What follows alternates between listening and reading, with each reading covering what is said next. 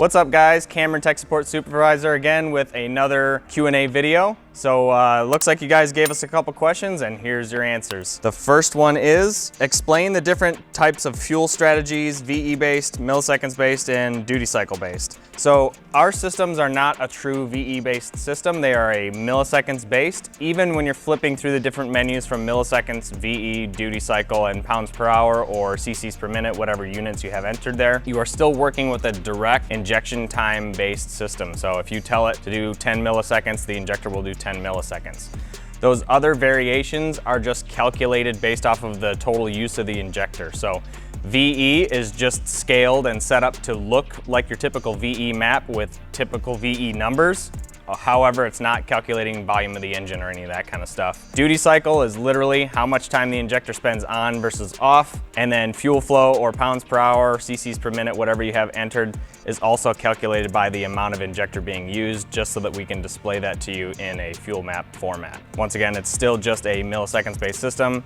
It makes it very simple for people to use to have direct interface with the injector, and it's part of our great success with some of the high-end customers and high-end cars being able to have exactly what you're telling the ECU to do on the fuel map actually happen without any other types of compensations if you don't want them to. Or you have the option to use all of the temperature compensations and whatnot to get your car to run properly. Next one is, can the FT600 control the Ford 10R80E 10-speed auto?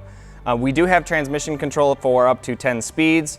However, the Ford 10R80E and the GM variant of it also have some really interesting requirements as far as getting them to shift properly. We don't quite have those 100% figured out yet, so I'm gonna say that it is possible to control 10 speeds, but just not that transmission yet.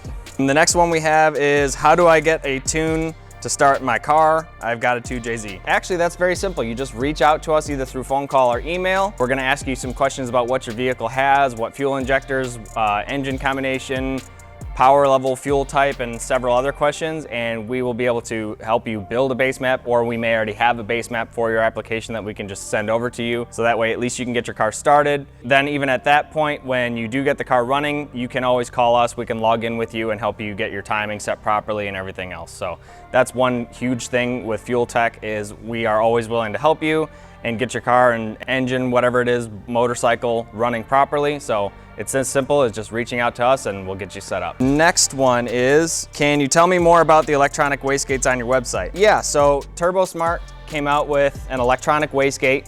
They're actually really cool, and we do have the ability to control those now with our dual power driver and our software to be able to control an electronic wastegate. Very simple to set up. It basically has a flow that you have programmed into the ECU. They usually give you a card that tells you, like, if you have a 60mm wastegate or 38mm wastegate, you enter that flow curve in there. And then there's a manifold pressure target that you enter into the software.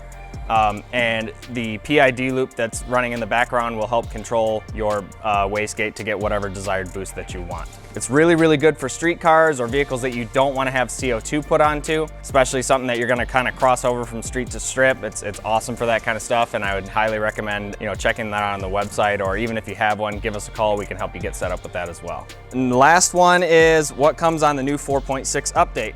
So one of the things we just covered was the electronic wastegate control. The next biggest thing is the smart sync. So for motorcycles and other high compression vehicles with lightweight rotating assemblies or those kinds of things, it does help to have the smart sync, which basically monitors the battery voltage and allows you to crank your engine, and it kind of alters the tolerances for your crank trigger signal to make it so the vehicle starts easier. Everything we've put that on has showed a huge improvement, and that's one of the biggest things, along with the electronic wastegate control. So that's pretty much it. If you guys have any other questions, feel free to reach out, comment on the video. Make sure you like and subscribe, click the little bell icon below, and we'll see you guys next time.